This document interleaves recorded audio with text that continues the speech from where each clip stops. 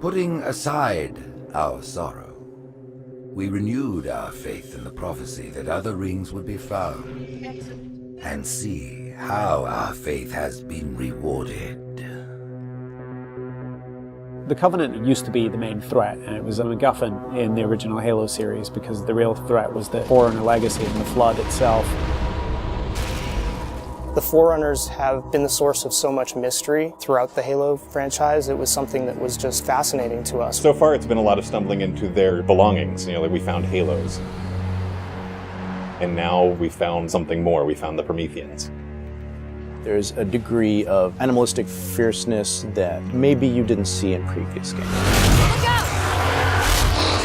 The conditions and the context are what pit a hero and antagonist against each other. For this game, we're going to get to see a lot of complexity to their civilization. From their worldview, what they're doing has to make sense. Trying to figure out ways to tell that story without interfering with the shooting aspect of it has been a really challenging thing. We've gotten glimpses of this Forerunner presence that was kind of always there, open as to whether it would ever erupt. And it did. We're trying to really take game systems and manipulate them and give them emotional coloring and context. We wanted to create something that could stand alone and be an enemy that is just as challenging, just as engaging as the Covenant has been in the past for Halo. A lot of that initial discussion was around if you had this incredibly evolved race and they were well beyond humanity, the Covenant, what would that look like?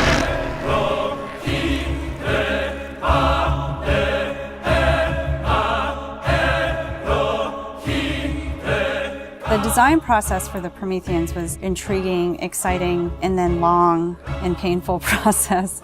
I think just because everyone was so invested in what they wanted out of them. How do you imply something strong, something vertical, something different? And how could we actually have a global logical language out of that Forerunner philosophy? Anybody who's played Halo goes, okay, Forerunners, the silvery angular stuff with blue lights across it.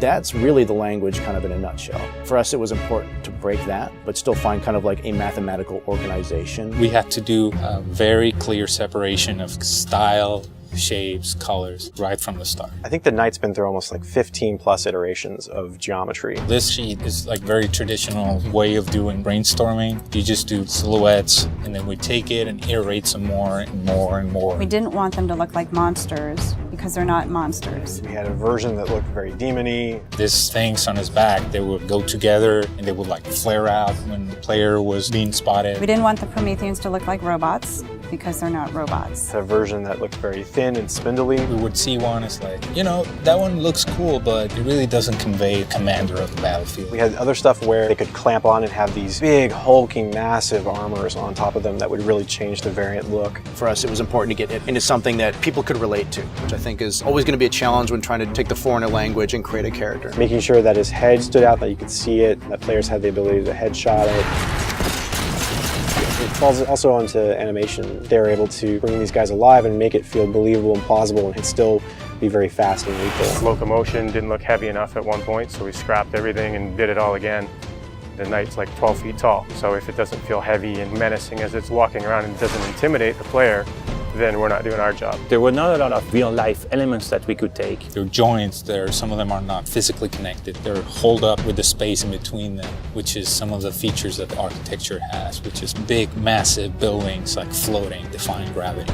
We wanted to keep some of that mystery and kind of the unknown in the characters as well. We even have the little micro driver arms in here, and then all the way to where we turn these layers off. We have the glowing skull. We thought it would be more of an impact if it's like a sarcophagus. It opens up and it's showing all this aggression. There's certain ways to approach fighting an elite with a group of grunts, and really what we wanted to do was change that up. The Covenant are tried and true. You know what you're going to get out of a grunt. You know what you're going to get from a jackal with his shield. The toughness of elites. Here are the brand new hooks to the sandbox. Prometheans are made up of the Knights, the Watchers, and the Crawlers. One of the big focuses for us in the design of the Forerunners was to have these different enemy classes that would be able to work together. Having this dissection so that when the player went into combat, he's sort of tactically evaluating which order to take guys out. They don't act independently of each other. You put any combination of them together, and the strategy you need to engage with them is really different. There are a variety of Knight classes.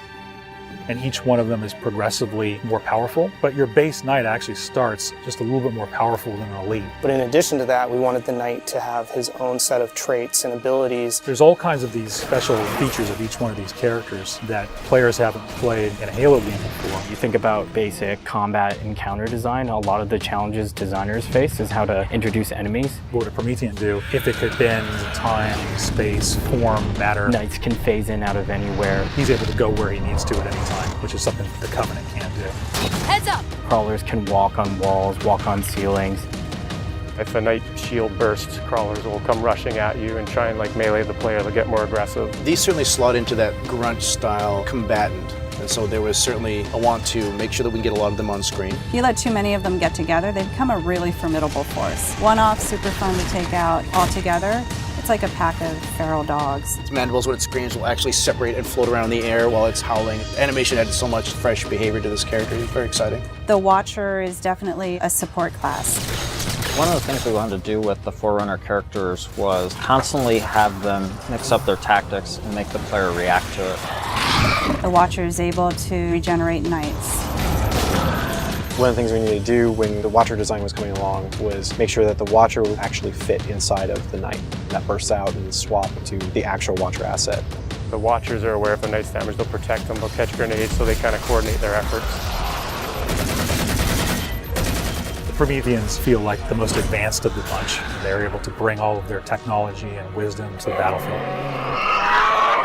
With new enemy class comes new weapon class. We literally concepted probably 200 weapons for this game before we settled on the half a dozen that went in.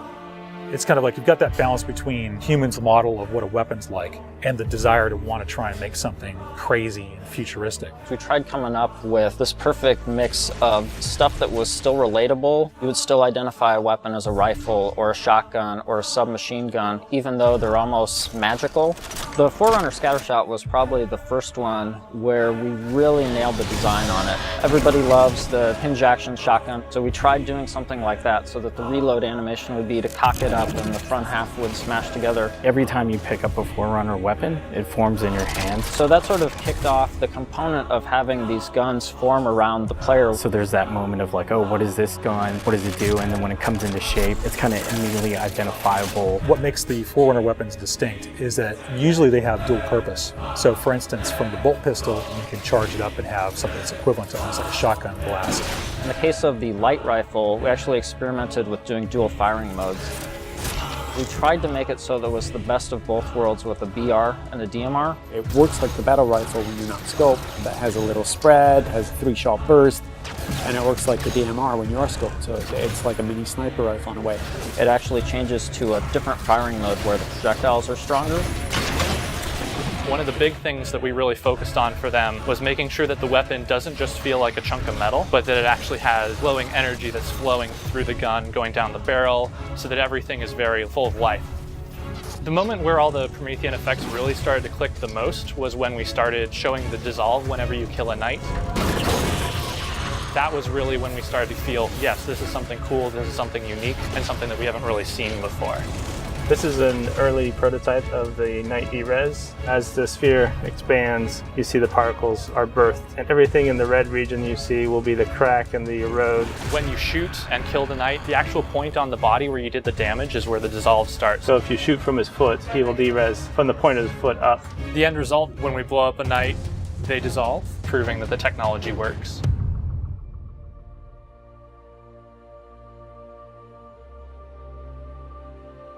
I look at the changes that we're making, and it really feels like we're making a sequel to Halo 3.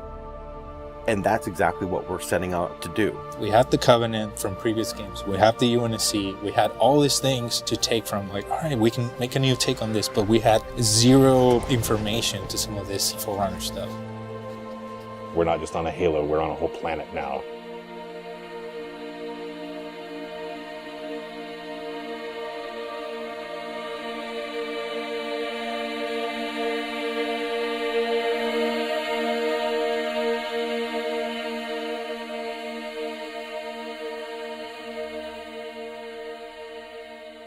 We're not just threatening one corner of the galaxy, we're threatening everything.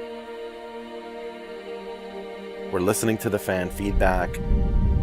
We're incrementally evolving different aspects of the game design, but there's nothing really revolutionary.